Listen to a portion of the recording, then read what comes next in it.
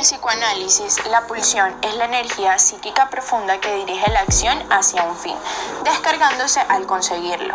El concepto refiere a algo dinámico que está influido por la experiencia del sujeto. Esto marca una diferencia entre la pulsión y el instinto, que es congénito, o sea, se hereda por la genética.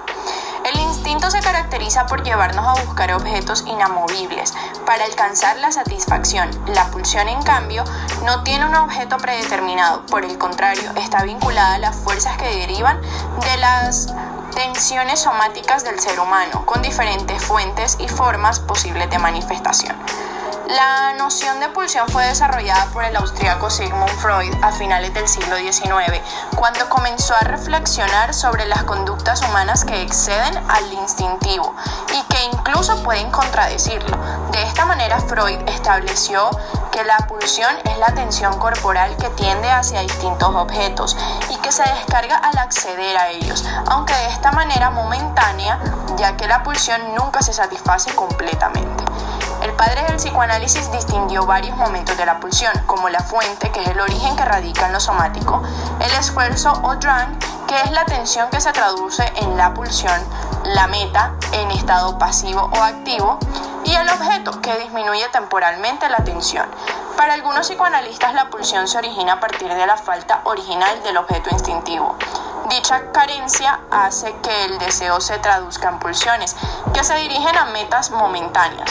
Una vez alcanzado dicho momento, la pulsión reinicia el proceso. Según la teoría clásica de Freud, toda pulsión es concebida como un derivado de una llamada basal, que roza lo instintivo.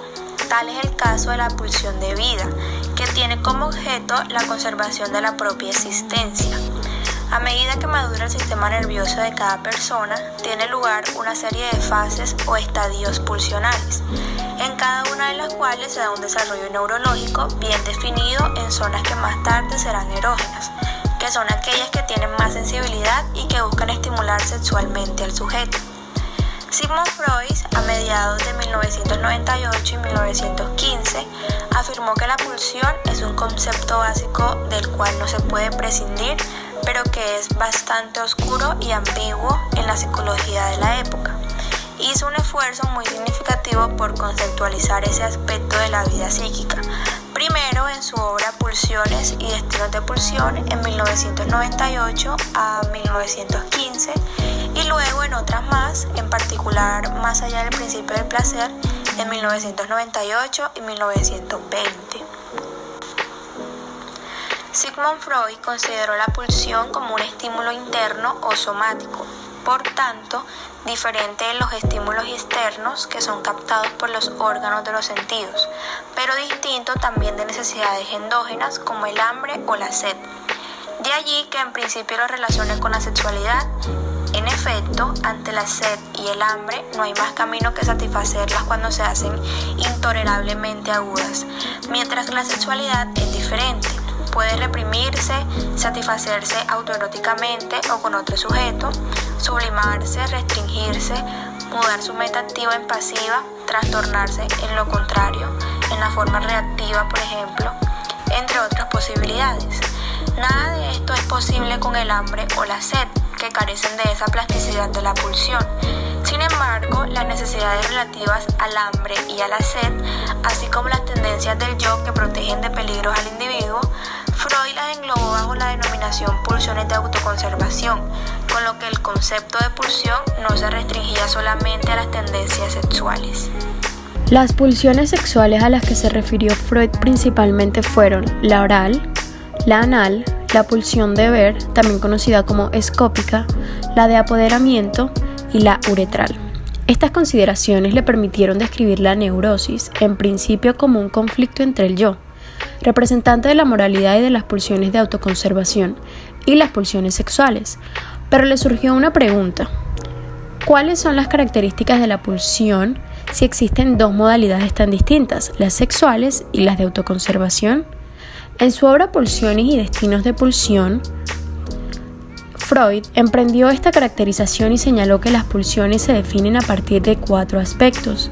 Primero, la fuente, que es somática, biológica. Segundo, el esfuerzo constante, que es la medida del trabajo que exige el sujeto, en tanto su producción constante lleva a que sea necesaria su tramitación. Tercero, el objeto, que es la más variable, pues la sexualidad puede satisfacerse en una multiplicidad de objetos. Y la meta, que sería la descarga o satisfacción, lo que no significa que se logre siempre. En la obra Más allá del principio de placer, Freud planteó nuevas ideas sobre la pulsión, apoyándose en las investigaciones biológicas de la época. Aquí, de nuevo, volvió sobre la noción de pulsión como fundamentalmente orgánica, en gran parte llevada por la necesidad de explicar el llamativo e incoercible fenómeno de la compulsión de repetición. Anotó: una pulsión sería entonces un esfuerzo inherente al orgánico vivo, de reproducción de un estado anterior que lo vivo debió resignar bajo el influjo de fuerzas perturbadoras externas. Sería una suerte de elasticidad orgánica o, si se quiere, la extraordinarización de la inercia en la vida orgánica. Y más adelante, también anotó que si no es lícito admitir como experiencia sin excepciones que todo lo vivo muere, regresa a lo inorgánico. Por razones internas no podemos decir otra cosa que esto: la meta de toda la vida es la muerte, y retrospectivamente lo inanimado estuvo ahí antes que lo vivo. La tensión así general en el material hasta entonces inanimado pugnó después de por niveles. Así nació la primera pulsión, la de regresar a lo inanimado.